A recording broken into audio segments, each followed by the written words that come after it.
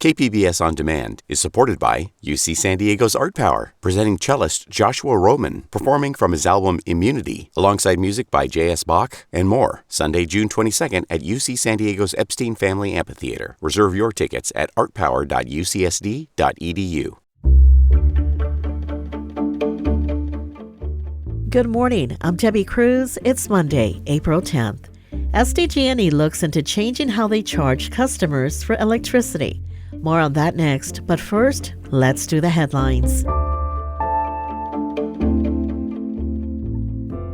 San Diego County health officials have been tracking an increase in hepatitis A cases since mid-February.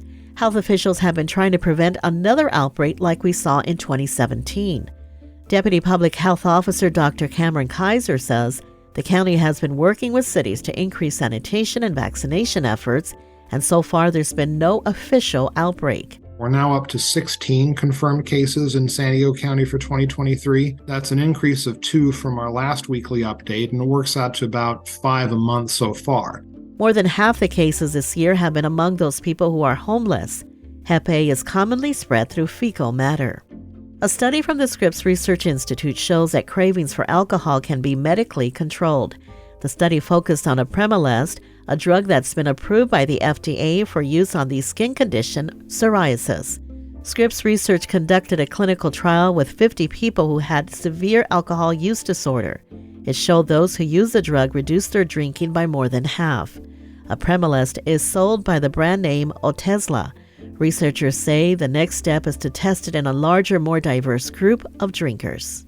The sunshine and warm weather is expected to continue early this week. The National Weather Service says today and tomorrow will be the warmest days. We can expect sunny skies today with temps in the 70s. Tomorrow will still be sunny, but temps will drop to the high 60s. And then the weather is expected to cool down on Wednesday. From KPBS, you're listening to San Diego News Now. Stay with me for more of the local news you need.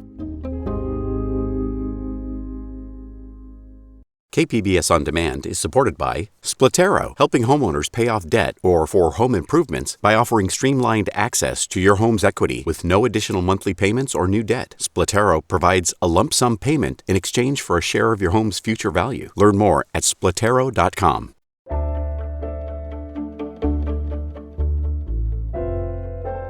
California regulators could completely upend the way utility bills are calculated in the state.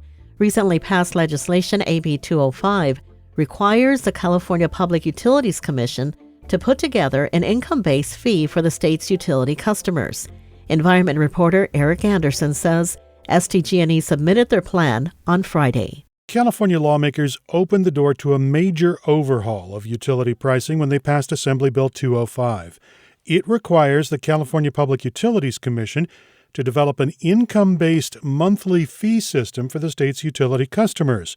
It is a move that fits well with San Diego Gas and Electric's vision on rates. We've really been focused a lot on comprehensive electric rate reform. SDG&E Senior Vice President Scott Kreider says the current system rolls all of the costs of maintaining, protecting, and developing the grid into the cost of a kilowatt hour. That's one reason why SDG&E customers pay the highest electricity rates in the state, almost 47 cents a kilowatt hour. The actual cost of electricity is less than half that.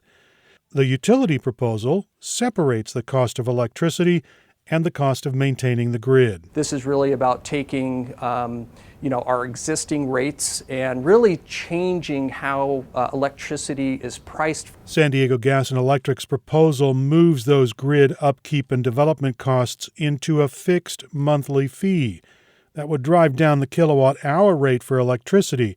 We really think that that is a way to, again, keep bills stable, make it more transparent. The size of the mandatory fee would be based on household income. The utility suggests 4 levels, from a low of $24 a month for a household of 4, making $28,000 a year, to a high of $128 a month for households of 4, making more than $180,000 a year. It seems high. The fact is that middle and lower income customers on average are going to save money. And the utility argues that the lower electricity rate would encourage state residents to embrace technology that uses electricity instead of fossil fuels. It's an idea UC Berkeley professor Severin Borenstein offered recently in a study commissioned by the nonpartisan group Next 10. He argued income-based fees bring more equity into utility rates and help encourage customers to buy climate-friendly technology. So it would definitely improve the economics of electrification, whether it's transportation, home heating, water heating, cooking, stoves, and so forth. Customers would be more likely to install appliances that use electricity because it's cheaper. There have been no pilots, no experiments, no trials, as they call them, to see if this even works. Ahmad Faruqi is a Bay Area economist who's worked on utility rates for decades. He says customers will likely focus on the overall bill, not the cost of electricity and the high fixed charge separately. He says overall electricity bills are widely expected to keep going up, even under this proposal. And he says utilities around the country have had mixed success adding even small fixed charges. And suddenly to go from $0 even to $25 is a humongous leap. Then to go all the way to $128 and to justify it on the basis of saying, we are just trying to make the state mandate more affordable, that's just hyperbole. The solar industry is also bracing for bad news. New rules taking effect this month slash the value of rooftop-generated electricity that can be sold back to the grid. Fixed monthly fees would make it even harder for residents to recover the cost of installing solar panels.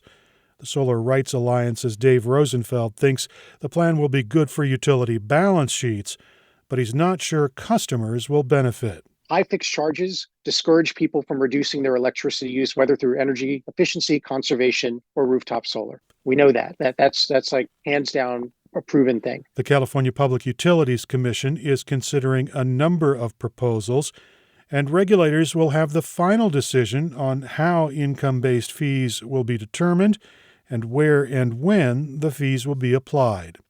Eric Anderson, KPBS News. On the topic of bills, auto loans in San Diego and Imperial counties are getting bigger and longer.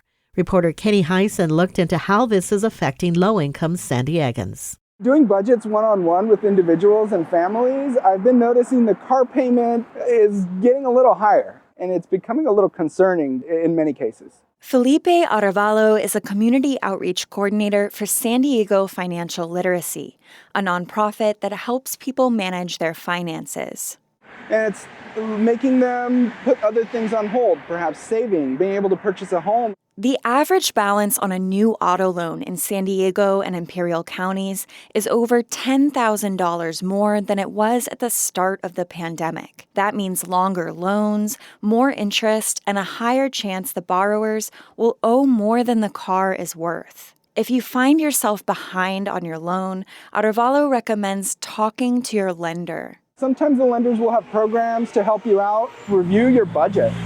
See if there's things that you can cut. And then if it's available to you, you could look into possibly refinancing that auto loan. Arevalo says many people have no choice but to take on these loans. They live in places where public transit is not a viable option. Katie Heisen, KPBS News. Some debt collectors have used questionable tactics, things like harassing phone calls or threatening to have people arrested. Congress and states like California passed laws to curb these kinds of practices, but they still happen. iNewsSource reporter Jake Harper has a story about a California company that's been accused of defrauding people and courts across the state using an illegal tactic known as sewer service. You've probably seen process servers in movies. They hand envelopes to people being sued and say, "You've been served." That step is legally required. People have the right to defend themselves in court. But Joe Villasenor, who teaches law at the University of San Diego, says consumers fighting their cases, that's a losing proposition for these debt collectors because the longer it goes, the more expensive it gets. That creates an incentive for something called sewer service. The process server never really delivers a court summons to the defendant. It's as if someone threw it in the sewer. When that defendant fails to show up, the court often sides with the debt collector in what's called a default judgment. With the force of law behind them, Villasenor says the debt collector can garnish someone's wages or seize their assets. The ideal situation is that they sue someone and they don't respond, and then they can just go use the court system to collect. Michelle Navarro says she was a victim of sewer service. Years ago, she and her husband took out a loan to buy a 2005 Ford Ranger. And what happened is my husband had gotten laid off, and of course we couldn't afford it anymore. So I called the company and said, hey, can you come pick it up? She thought she resolved her debt in 2013, but it wasn't erased. She didn't know, but the lender sold it off, and it ended up with a Pasadena-based company called Achievable Solutions, which sued Navarro in San Diego County last year. Only, she says a process server never came by with papers. She only found out because an attorney sent her a letter asking to represent her. If they hadn't sent me a letter, I would be none the wiser. 3 other people told me similar stories. None of them knew Achievable Solutions had sued them, and 2 already had default judgments against them for thousands of dollars. Achievable Solutions has sued hundreds of Californians. I looked at dozens of filings from July 2019 to July 2022, and in those cases, no one was ever handed a summons directly. Process servers gave the summons to a substitute, often a John or Jane Doe. And until recently, only one person in San Diego County ever filed a response in court, Michelle Navarro.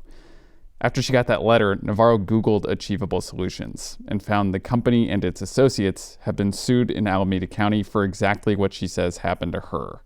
Kai Haswell filed that case on behalf of Bay Area Legal Aid, which provides legal services to low-income people. There's a really egregious conspiracy to commit fraud on the courts here. She and her team looked into the company and laid out several red flags in the lawsuit.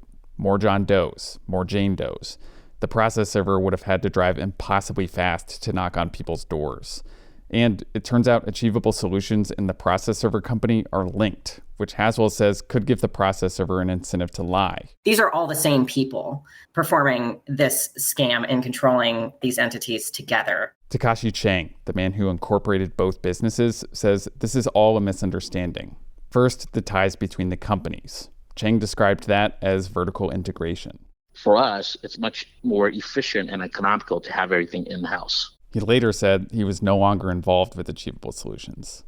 About the false information filed with the courts, he says it's not a conspiracy, it was a data problem, and people in these lawsuits really were served with papers. I try to be as transparent as possible, and I don't really have, anything to hide.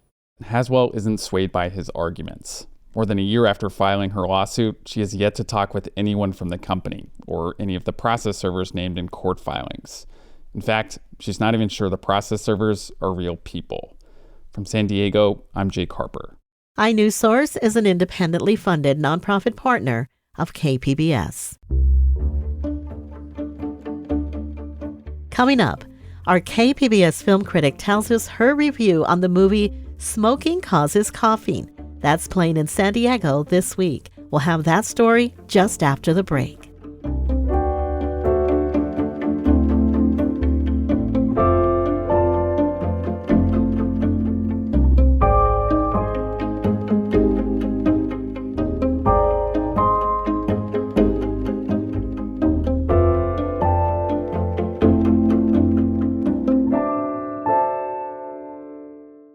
KPBS On Demand is supported by Latino Legacy Foundation, presenting their Storyteller series, Reach for the Stars with Ellen Ochoa, the first Latina astronaut. Welcome Serenade by the all-female mariachi Amapolas, Sunday, June 29th. More at latinolegacyfoundation.org.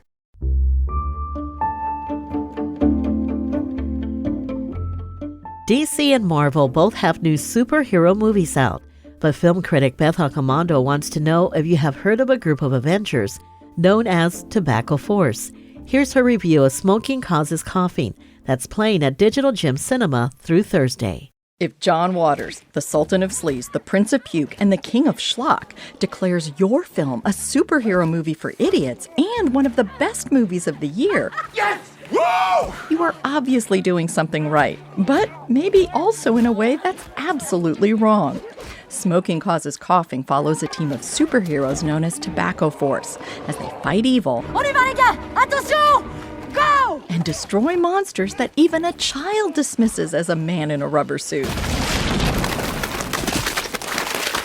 The carnage from that first battle is so ridiculously extreme that we can almost feel the splatter in the theater.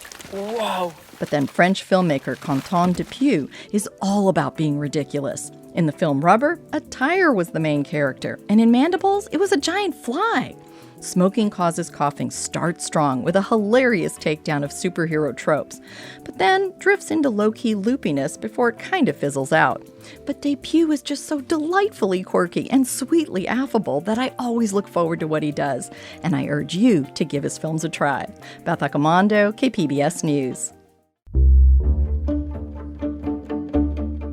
That's it for the podcast today. As always, you can find more San Diego news online at kpbs.org. I'm Debbie Cruz. Thanks for listening and have a great Monday.